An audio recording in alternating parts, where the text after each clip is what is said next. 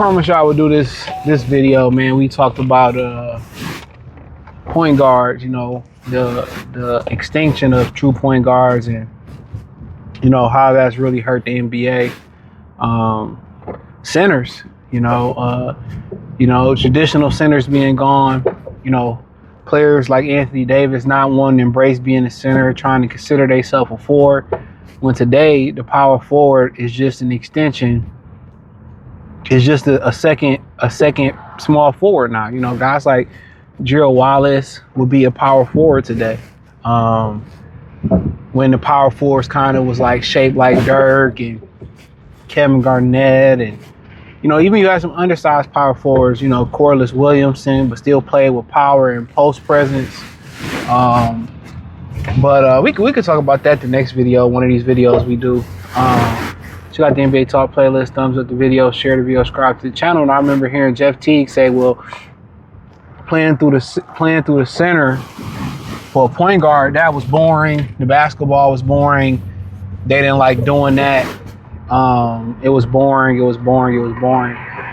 And you know, to be honest, the NBA was at the pinnacle in the 90s. No matter what you want to say about Jordan, I mean, there was a 1,000 great centers. It still was a center dominant league. Then when you start talking about guys like David Robinson, Patrick Ewing, Hakeem Olajuwon, you know, other Alonzo Mourning, Dikembe Mutombo, the list goes on. The list goes on and on and on and on. Okay, but what that allowed to remove the center's natural responsibility of dominating the paint, you know, on the block, slightly off the block, mid, you know, kind of like 10 to 15 footers, elbow to elbow, block to block, that area. You know, also taking pride in dominating, defending the rim, rebounding the ball. What it did was it gave a lot of guys the presence to be able to go to the lane and have fun. You know, go through the lane. You don't have to go over centers. You didn't have to go over elite shot blockers. You know, you know, Michael Jordan had to go through those guys. Michael Jordan was a critical part of why, you know, the center position kind of went away. Guys wanted to be like Mike. You had guys like Dirk and KG come in, and kind of like that was the beginning. You know, guys that would have been considered centers, they kind of put them at power forward. You know what I mean? Tim Duncan, we can go on and on. But, you know, playing, you know, from an offensive standpoint, playing inside out is beneficial. You know what I'm saying? Because you still can get the looks. Ask the Houston Rockets who won those back-to-back championships. They still got the three-point looks. Hakeem demanded a double team. He was able to, another thing other big fellows was able to do was pass out the double team, command a double team, get the other team in foul trouble, kick the ball out to three-point land. You know, contrary to what people believe in the NBA today, and I'm going to talk about the Boston Celtics and why they should fire their coach. Contrary to what people believe today, the closer you are to the basket, the higher your field goal percentage go up. The closer you are to the basket, the higher your field goal percentage goes up. And that's a little forgotten fact. When you throw it to the big fella down low and he can post up and get you 2 every time and possibly 3 and get to the line, that makes it easier to get easier jumpers. He at the basket, he can get putbacks. I was watching the Celtics game the other day. They had number 55 or some white boy, whatever his name is. I believe he gets a rebound or he drives the lane. He has a layup. He passes the layup for a corner 3. What are you doing? It's the third quarter. You down like 10 points. Why are you passing up a layup to shoot a 3? And I think Joel Embiid showed the other day versus Boston, you throw it to him, it's an easy 2. You wouldn't be able to go small if big fellas played like Joel Embiid played Game 7 versus Boston. Shaquille O'Neal, no matter what we will live with Vujovic, just throwing a name out there, or any other stretch 5 or undersized center shooting 3s at the 3-point line. We'll live with that. We'll live with he doing that on Shaq, but we're gonna live with throwing it to Shaq getting a 2 every time. Nobody stopping Shaq at the rim. Nobody stopping Ewing at the rim. Nobody stopping Alonzo at the rim. Every time I'm able to throw it to those guys and get a foul and get 2, that opens it up for everybody else. We ain't tired talking about pick and roll, pick and pop. You can pick and pop with Ewing, pick and pop with Akeem, pick and pop with Alonzo, with David Robinson. We ain't even got into that. You know, Dwight Howard took a team to the championship with his back to the basket. And they was able to get really good looks, and they was doing backdoor cuts off the post, the mid post. He was finding guys for 3-pointers, and not let you have a point guard that can really understand, hey, I got to get the big fella going. And that's what's missing in New York. New York should waltz to the championship this year, to the East. They should waltz to the championship.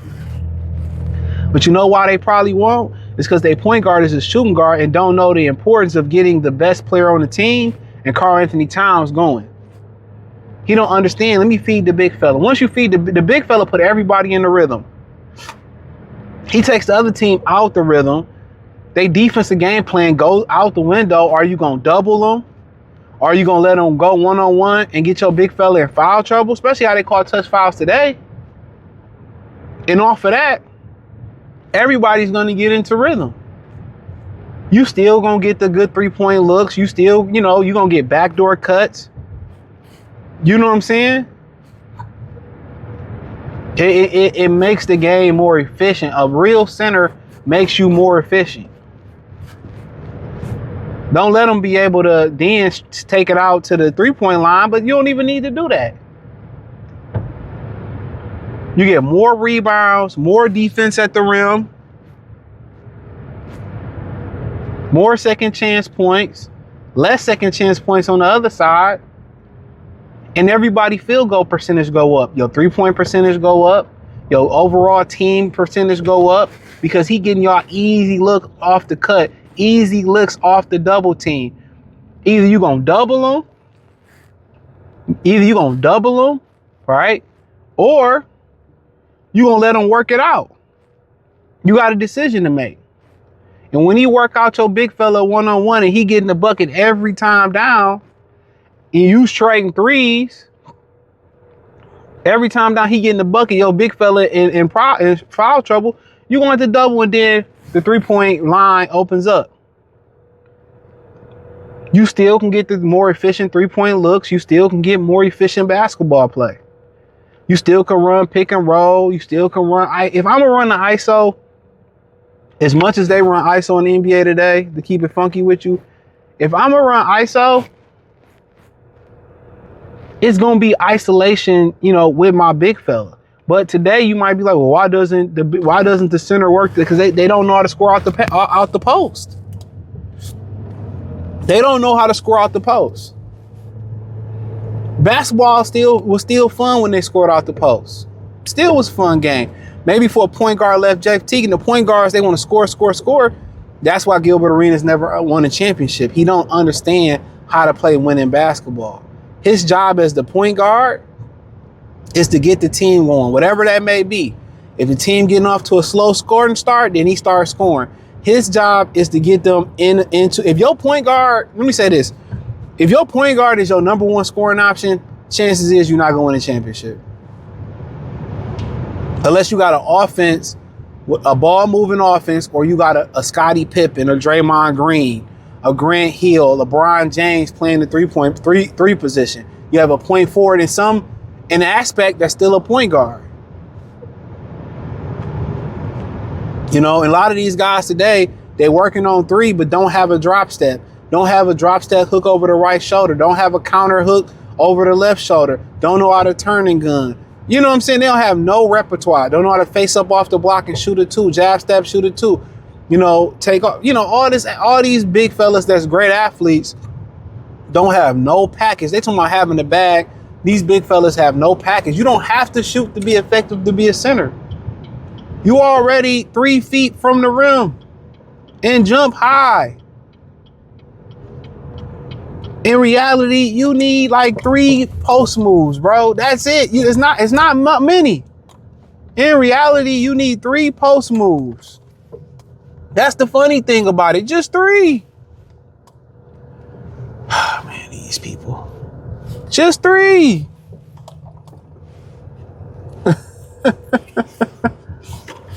Just 3. Just 3. Just 3.